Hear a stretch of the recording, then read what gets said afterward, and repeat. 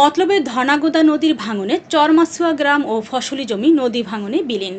মতলব থেকে শেখ ওমর ফারুকের প্রতিবেদনে বিস্তারিত। দেশের দ্বিতীয় বৃহৎ ধনাগোদা সেচ প্রকল্প আজ হুমকির মুখে। মতলব উত্তর ধনাগোদা সেচ প্রকল্প ঘেঁষা ধনাগোদা নদীর তীরবর্তী নদী ভাঙনে বিলীন হচ্ছে ফরাজিকান্দি ইউনিয়নের চরমাসুয়া গ্রামের বাড়িঘর ও ফসলি জমি।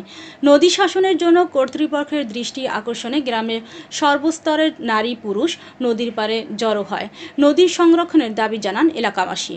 মতলব উত্তর উপজেলার ফরাজিকান্দি ইউনিয়নের ৯ নং ওয়ার্ডের প্রায় ১ কিলোমিটার শত শত একর জমি নদী গর্ভে বিলীন হয়ে গেছে।